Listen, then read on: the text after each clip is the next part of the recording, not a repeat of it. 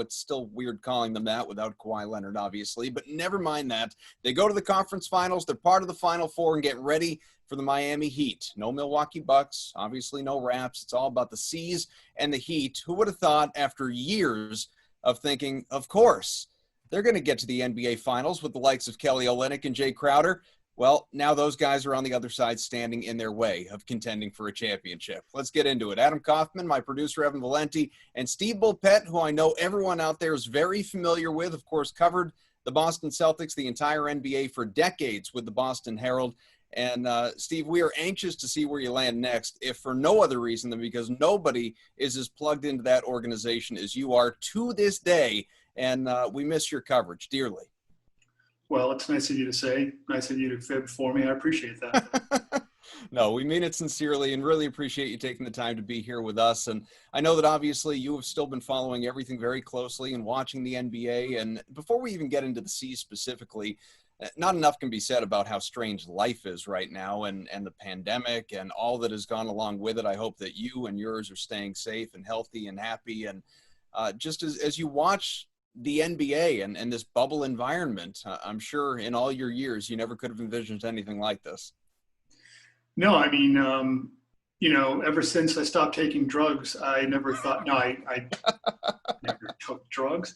No, it's crazy, but it's funny. Like the road team won every game, right? In the Boston-Toronto series. Sure. This is more pure basketball. This is, if you try to eliminate variables to figure out which is the better team. Well, a lot of that's gone now, without the travel, without the home crowd, without, whatever. This is a pure way to decide, if we're looking at, figuring out which team is the best, this is the kind of environment that probably is the better way to get it done. You like that? Just as an NBA fan, I know for years, for decades, we've said talent wins in the NBA more than any other sport. Ultimately, that is going to be the team that has the champion with very rare exception. You think of that Pistons team almost 20 years ago at this point. That was not the most talented team, top to bottom. It didn't have that superstar player, but typically there are the Jordans, more recently the LeBrons, obviously the new big three in Boston back in '08. But right now it really is, to your point, it's about the best team out there on the floor. It no longer necessarily is these guys that deal the best in all of those variables of home court advantage and home crowd and travel and on and on. Yeah, I mean, look, that's a positive of it, being able to see it in a purer form. But overall, it's a negative, because if you look at how the NBA came back into prominence, it was Bird, Magic, the Lakers, and the Celtics in the early 80s. The late 70s, the NBA, they were looking to contract teams. That's a real thing that was in the works to happen. And Bird and Magic, Boston, LA, West Coast, East Coast, that stuff, that drama is what enhanced the league, brought it back. And Michael Jordan once those guys had put it on solid footing. I mean, we're still talking about a league that had its finals games on tape delay, or excuse me, not on tape delay, but on out of prime time. Excuse me. And so that the league was created by that drama, by the fans. People were watching these games. Like basketball, people will like now. They'll enjoy watching the pure basketball, but if you just took all the basketball fans in the country, that's a relatively, it's a smaller portion than NBA fans. NBA fans, you're talking about adding in people who care about the atmosphere, the crowds, the frenzy, all that stuff, the drama. And I think that you lose a lot of that in this situation. But just pure buckets, if you're looking for a positive out of this mess, then that would be it. Well, with the NBA right now, and obviously we are gearing up toward this Final Four, I know over in the West, either way, well, most especially for the people that want LA, Lakers, Clippers, there are tons of superstars. In the East, it's not necessarily the case. You know, you have an all-star in Kemba Walker. Gordon Hayward, if he returns, he's been that player, and hopefully he will be again. We'll talk about him. Jaylen Brown will be an all-star at some point. I think most people are convinced of that. Jason Tatum, he is a superstar in the making. Some would say he already is, and very young guy and so successful. And then you have Jimmy Butler on the other side, who's never been at this stage in all his years and all his stops in the NBA. So there's a lot of newness to this conference final on the East side. Now, normally we save predictions for the end. I want to get there right off the hop. I think Celtics are going to win this 1 in 6, and I want your thoughts, and then we can get into the how and what. Well, I'm not much of a predictor, but the way I look at those things is if each team were to play to its maximum, who would win? And I think that if the Celtics play to their max, they win the series. But that doesn't mean they will, because Miami plays a style that can easily take the Celtics away from what they do, that can really injure the way the Celtics want to play. So I don't think it's a solid that Boston wins this at all, even though if you look player for player, you'd say, oh, I'll take Boston's guys over their guys. I just think it's going to be a lot more complicated than that. That in mind, what do you think C's fans should be most concerned about for this series? What makes, what's the most dangerous obstacle, I suppose, on the Heat side? Well, the most dangerous obstacle is the Heat have so many good outside shooters that if those guys are allowed to get on a roll, forget about it. No matter what you do, it's not going to matter because Miami they've got good 3-point shooters, and they'll be good against good defense. But if you start letting those guys hit shots, contested threes, and they get into that groove, it's going to get wild. So to me, the series comes down to this. The Celtics defensively have to be locked in. You saw them that way a lot against Toronto, but not all the time. And that's where they got in trouble. The Miami will hurt you even worse than Toronto could. So I think, perimeter defense, ball pressure, keeping the Heat from making that first pass or making it easily that gets them into their offense. And they don't necessarily need to pass. They're a good dribble handoff team. They're a good catch and shoot team. Again, they've got guys that just can get their shot off quickly.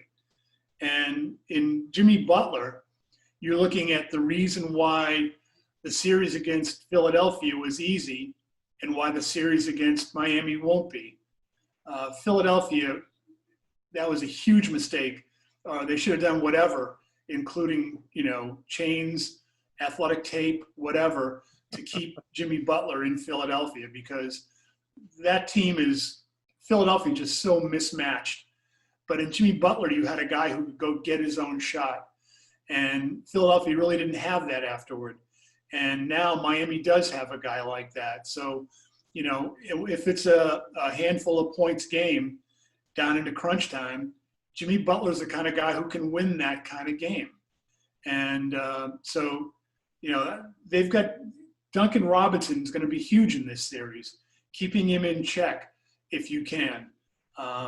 They've got guys at Tyler Herro who will just, wind up from somewhere in downtown Orlando and fire away. It's going to be interesting, but if you're the Celtics, offense, great. You're going to play your offense. You've got to make sure that every bit of energy you have, you don't leave anything in the bucket on the defensive end. Yeah, I definitely agree with that. I think when you look at Miami now, I haven't watched all of Miami throughout the entire season, but I caught a lot of them in the bubble because I think they're just fun to watch. And after watching Toronto up close for 7 games, I think that the half-court offense between the two teams is pretty, stark, okay? Toronto's a great team in transition, but when you slow them down in the half court, if it's not Kyle Lowry or Fred VanVleet really initiating, they get kind of bottled up. They don't really know what to do. I didn't love Toronto's half court offense. Flip side of that, I love Miami's half court offense. It's just much quicker. They get into sets quicker. The ball moves side to side, inside out. And those shooters become really important. But I think I am deeply concerned with what Boston does with Bam Adebayo. Because I think Bam, the way he's grown into his position this year, he's not just a shot blocker anymore. He's way more complicated than that. I mean, at Kentucky, he's kind of a pick and dive guy, sort of a pick and pop guy, but more of a pick and dive guy. Athletic as hell, runs the floor, rim runs, kind of like what people want Robert Williams to do. Now he's got to Miami. Now he's got a little bit of dribble drive game. He can put the ball on the deck, spin, create his own shot. He can pass out of, the high post if he needs to. And that's what really opens up the shooters. And what gets me really concerned is you got a Boston Celtics team that got beat up a little bit on the offensive glass in that series against Toronto, where Toronto get offensive rebounds and kick it out to a Fred VanVleet or an OG Anunoby or a Kyle Lowry or somebody. Replace those shooters now with Duncan Robinson, Tyler Hero, Goran Dragic, a red-hot Jay Crowder, which I can't believe it's still happening, Kelly Olynyk, who can shoot threes.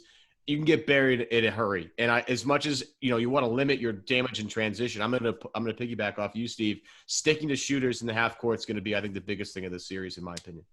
Yeah, and because your point about Adebayo, what impresses me the most is now the Celtics have to be wary of any, and he's not overly tall, but at 6'9", he still is a serious threat down low or in the paint. But he's a guy that if you try to help, he will make the pass, and he'll make the right pass. And again, you don't want to give their shooters in Catholic school during the dances, it was room for the Holy Ghost in the middle. You don't want to leave room for the Holy Ghost. And I'm not even Catholic, but I went to a Catholic college. Go University of Dayton. But seriously, you've got to stay up tight on those guys.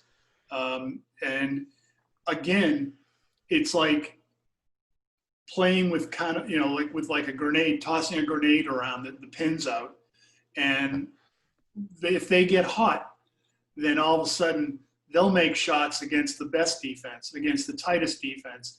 You can have Jaylen Brown up on the guy, and he's not going to care, because at the very heart of it, the offense always has some edge over the defense, because the offensive player knows what he's going to do before the defensive player knows what the offensive player is going to do. So, having a breadth of room to get up your shot, that's huge. And Miami's also in that other situation where they're on a roll. They're playing with that good feeling. That feeling is important, that we're in this together, it's working, we're sharing the ball, we're not worrying about it, it's not sticking. The Celtics have that feeling this year. They didn't last year. But still, one of the biggest reasons Celtics Raptors went 7 is because on offense, the ball stuck a lot.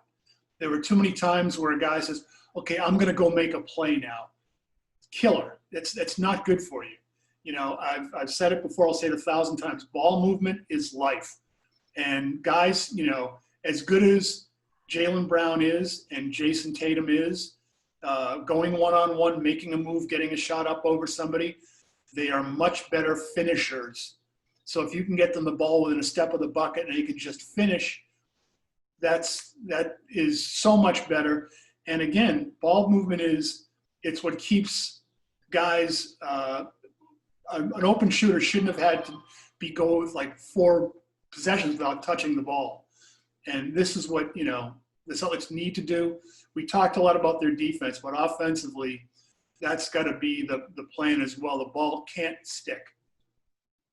A guy that we have not really talked about, Marcus Smart, was excellent in that Toronto series. I think opened up a lot of eyes when it comes to his fan club. People know this listening to this show. If I'm not the president of that group, I'm certainly on the board. Big Marcus Smart guy, and I think a lot of people are who watch him day in and day out. I imagine you're the same. But what I'm wondering is, going into this series, if in fact Brad Stevens is correct in that we will see Gordon Hayward at some point, we know he's been ruled out for game 1 with that ankle injury, but he's back in the bubble. He's working out, he's practicing, he's getting closer. Who knows? Maybe game 2 on Thursday. We take these things day by day.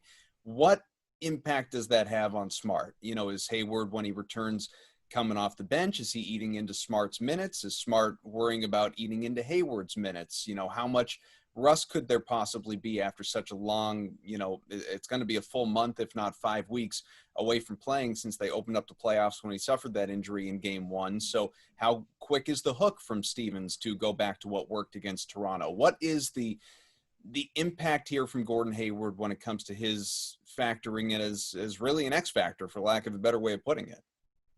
I think you cannot know the answer to that right now. It's hard to figure out, you know, how is he going to come back? How they're going to use him, I'm not sure. And you could easily, start him, but what Marcus Smart gives you defensively to start a game off is invaluable. Then again, you look at the Celtics, Marcus Smart is in the starting lineup after halftime, and how terrible have the Celtics been to start the third quarter. Yep. So, and I'm not putting that on Marcus Smart, but what Gordon Hayward does is he lengthens your good. You know, he takes what you can do well and ball movement and all these things, and he makes other guys better. I think it's hilarious when you look at people, pundits, whomever, that look at him at a Gordon Hayward and say, "Oh, look at his numbers. You're paying this much for this here, and he ain't any good. Look at his, he's only scoring this much. This is terrible." But if you really look at Gordon Hayward's numbers, they're incredibly good. What he's producing for his usage rate incredibly is efficient. fantastic. Yeah. Now, having said that, I wrote a couple of years ago that what's funny here is that if you didn't know what you were getting fully when you drafted Jason Tatum. You didn't know he was going to get this good this fast. Mm-hmm. Would you have spent all that money on Gordon Hayward? Probably not. You'd probably try to put it into someone larger, someone that meets a need more. Because that's an awful lot of money to spend for that quote-unquote role. It may be eventually what puts you over the top, which means it's worth it, but it's interesting. But in terms of what Gordon Hayward gives you, he doesn't just give you his numbers. He gives you his numbers in a small usage rate, and he gives you his numbers while moving the ball. And so if you look at what other guys are able to do, and Gordon Hayward has a piece of that as well. It's like the wait staff tipping the busboys at the end of the night. You got to save a little something for Gordon. Put a little something in his bag as you walk by his locker. I need you to write a book of just like idioms and sayings you've used for this entire podcast, because there's like 4 or 5 different lines you've dropped that are just absolutely brilliant. Like that last one is really great because, again, anybody that, outside looking at Gordon Hayward's numbers is not really that impressive. But I'm pretty sure, like, didn't Danny go on 98.5 and was like, if you actually look at the numbers, Gordon Hayward is the most like efficient player of the NBA with his usage rate, maybe in NBA history. I know it was of this year, but it was. I don't pay attention to anything Ainge says. Well, yeah, right. But this is the weird crap that goes through my head all the time. So that, right, shows you how scary it is to be like stuck with me. Yeah, well, Gordon is going to be the biggest question mark for Boston, I think, out of everything, and it just stinks because every time it seems like he gets somewhat back to old Gordon Hayward, quote unquote, and that guy, the guy in Utah was never going to be the guy here. But anyway, getting back to looking like his old self. He wasn't going to see the ball as much, right? Yeah, exactly. Those numbers were never going to be replicated. Never going to happen. No, but when he is on the floor and you see it, it's just like you look at him, you're like, yeah, that's what that looks like. He's cutting well off the basketball, moving guys around, changing the geometry of the floor, not without exactly having the ball in his hands. He can do all that stuff while other stuff's going on over here, which will make him super valuable. But my fear is, you bring him back, then he gets reacclimated, but this is not your normal scenario. This is not in the middle of the regular season where, it's, January and, guys are getting ready to go on vacation for the All-Star break, or, guys are worried about minutes as we get closer to the postseason, or even in the bubble scenario where everybody's like kind of remembering how to play basketball again. This is smack dab in the middle of the Eastern Conference Finals where the winner goes home and you have to start making sacrifices. And Brad, I don't envy his position at all, being in a position where he has to look at the team and balance, how it's going. Like I am not the biggest Brad Wanamaker fan, but I will admit right now, he had a lot of big moments, in that series against Toronto where he was a zone buster, would push the pace, had a couple of good defensive plays, hit a couple of big threes. And that's the guy I look at. Maybe Gordon replaces, not necessarily a Smart's minutes at all, because I think Smart just has to be on the floor for the big moments, whether it's starting or closing or anything in between. But where Gordon could make the biggest impact, in my opinion, Steve, and maybe you're different from this, is that backup, that third, that tertiary ball handler spot that Brad occupied. If you could find a way to translate those minutes to Gordon, I think that might be the best case scenario. You in agreement with that? Look, whether it's his minutes or, some of Semi Ojeleye, what Ojele's role was, you're just stretching, you're stretching your good further. Brad Wanamaker he takes solid and brings it to a better level. If people say, well, what does Brad Stevens see in Brad Wanamaker? Let's see. Brad Stevens, the former point guard. Here's Brad Wanamaker, who wasn't a point guard until he became a pro, by the way. And he's made himself into a point guard, makes good decisions, plays tough, plays physical defense. He handles the ball, gets you into your offense. That love affair was easy to predict, the Brad thing.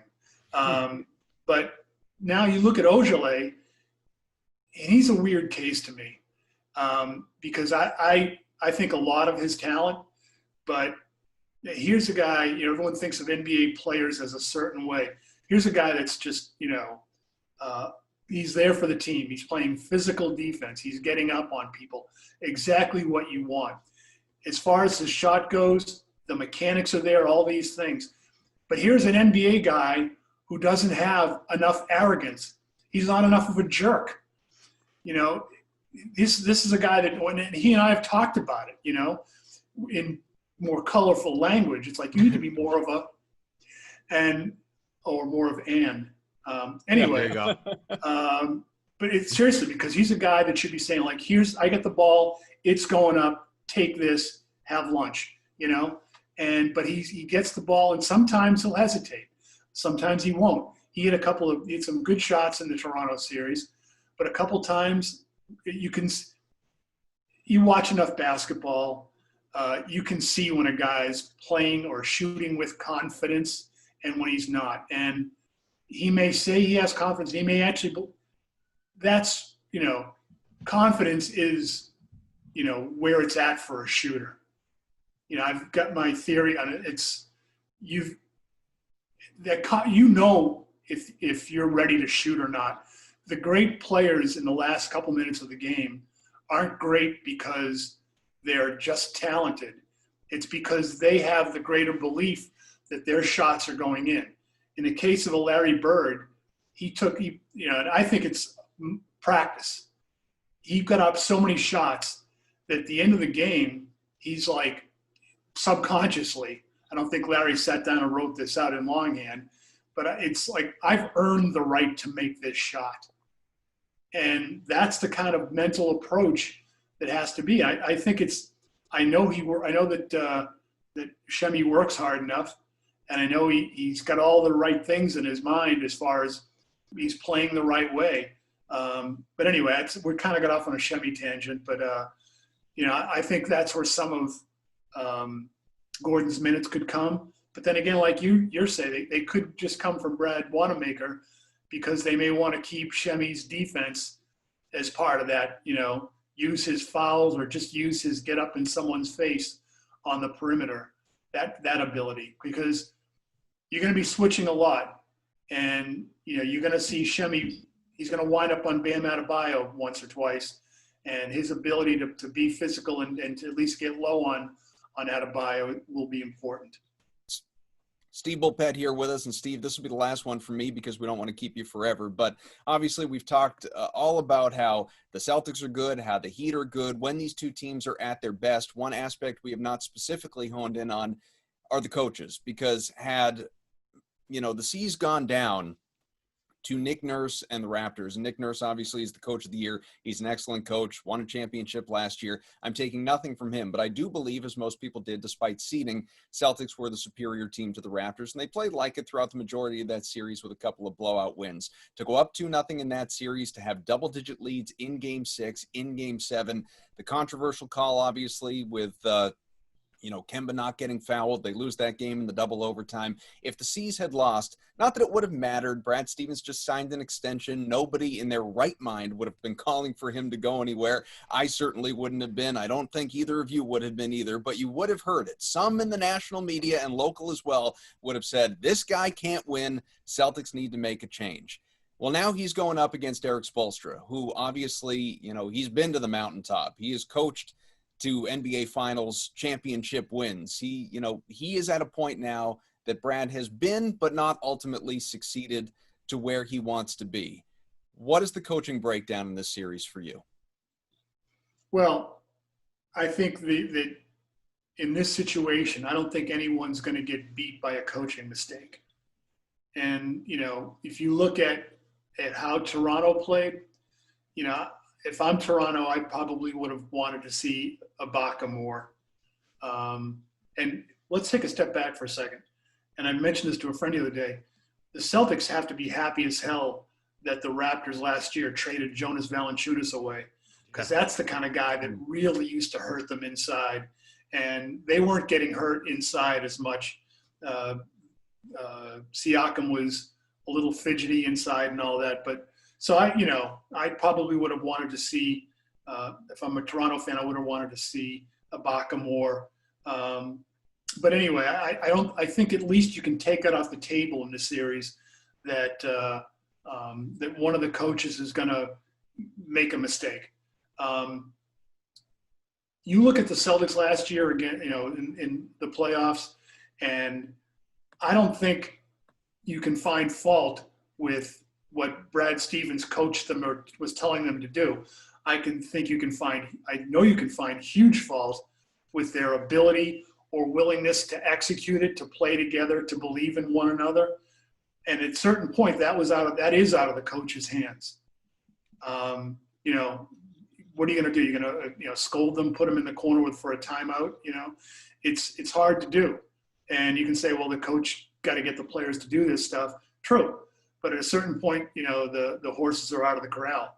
And so I think you can take the coaching blunder thing off the table. Having said that, whatever happens in this series, if the Celtics lose, whichever way Brad Stevens uses Gordon Hayward, assuming Hayward comes back at some point, will be, to some people, the reason why they lost the series. No matter which way he plays it with Gordon Hayward, that's what it'll be the reason why, according to some people, air quotes. You can't do this on radio. Yeah. That's some weirdness we need to get ready for now. I like that. You got to get ready for some of the weird stuff. You look at the way, Toronto was a team without I would consider Kyle Lowry a really, really good player. But they don't have that quote-unquote superstar. But they still have a lot of good role players around him, a lot of smart guys, well-coached, play tough. Same thing here, I think, with the Heat. You have a Jimmy Butler upgrade, I think, although Kyle Lowry, in his own right, is a spectacular player and probably one of the most underrated guys in the league. Jimmy Butler is very similar in terms of can get to the bucket, can draw fouls, is a pest on defense, smart guy. Again, a well-coached team in Miami.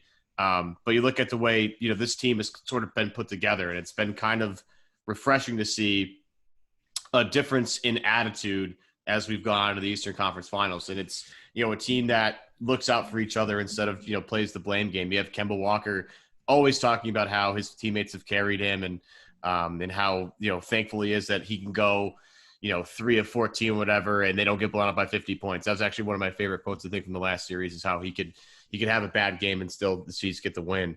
And you have a team in Miami who's kind of been there, done that. Boston, in terms of like Spoelstra, obviously, but Boston is, been here before. I look at the coaching matchup. I don't see a whole lot of, differences there, but I like the way both these teams are sort of playing right now. Like and I don't sure if you prefer one or the other, Steve. So maybe this will be the last question I have. Do you prefer a team that's had the rest and gone through all, like they swept Indiana, they took care of, in a very impressive fashion, took care of Milwaukee? Or would you like to be the team in Boston that's had an easy go in the first round, swept Philadelphia, but had to go blow for blow with the former champion, with the reigning champion, had to go 7 games, exhausting fashion too. You're talking about guys playing 50 minutes, 40 minutes a game to try and get through this thing. Would you rather be the team that's had some rest and been able to look at things and analyze things and sit back and pick things apart, or be the team like Boston who's kind of been up against it a little bit more and had their backs against the wall, so to speak? Well, the truth is, you're not going to know until you see, how True. they come out of the corners for the first round and throw their punches. The Celtics, you would think that they would have learned their lesson at the end, just in game 3 against Toronto, allowing that game to be close. Should have learned their lesson. Then they get waxed in game 4. They shouldn't have, that game 7, it shouldn't have been as close as it was. And yeah, Toronto was technically the defending champions, but the 3 of us could put on Kansas City Chiefs jerseys right now, and it doesn't make us Super Bowl champs. That wasn't the defending champion Raptors without Kawhi Leonard, without Danny Green, and with Marc Gasol, who, whatever Cliff, who's the guy on First Take with Stephen A. Max Kellerman. Max Kellerman, whatever Cliff that he had Brady going over, Marc Gasol found it. And Marc Gasol is one of my favorite players. Been one of my favorite players. He's a guy that I think if the Celtics could have got him several years ago, I think they would have been, a contender quickly. Guys that do the dirty stuff, do the simple stuff every single game. But maybe it was the way he was used some, but that wasn't Gasol. So this series, does Miami come out and play the grind game, or do all of a sudden they think, hey, we're pretty good? Because once a team starts acting like they're pretty good, they're screwed for that night. It's happened to the Celtics a number of times before. But the biggest thing we're seeing right now is, I've been talking about for years and years and years, there's regular season basketball, there's playoff basketball. Mm-hmm. They might as well be hockey and tennis. They are different sports in a lot of ways. Philadelphia looks great in the regular. Ben Simmons looks great in the regular season, but his numbers. I've always wondered, are they a product of Philadelphia's pace, regular season pace? Because when I've seen him in the playoffs, I've wondered aloud about his decision making and how good a player is he when it becomes a possession game in the playoffs, when it's not just, a guy can get hot and beat you on a given night in the regular season, and you don't think much about it. It's harder to do in the playoffs, and it's certainly harder to do the next game. So,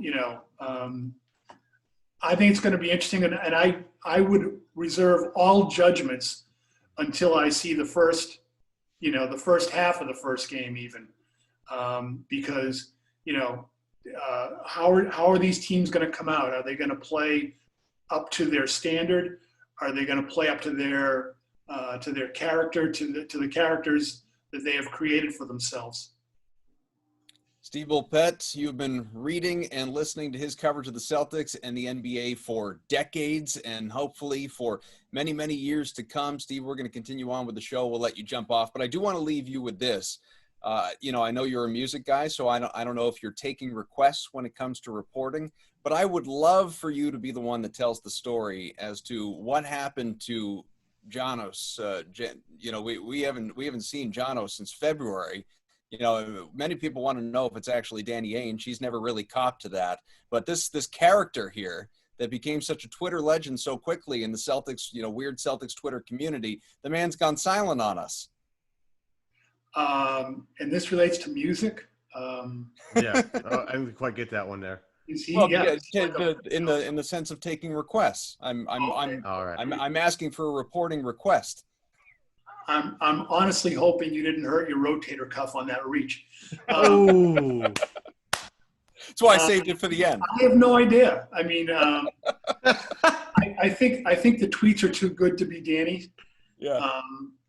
But Could it be Zarin? Say music, because one of the things that I could potentially be doing really soon is a book about a certain band that had a really meteoric rise and went away.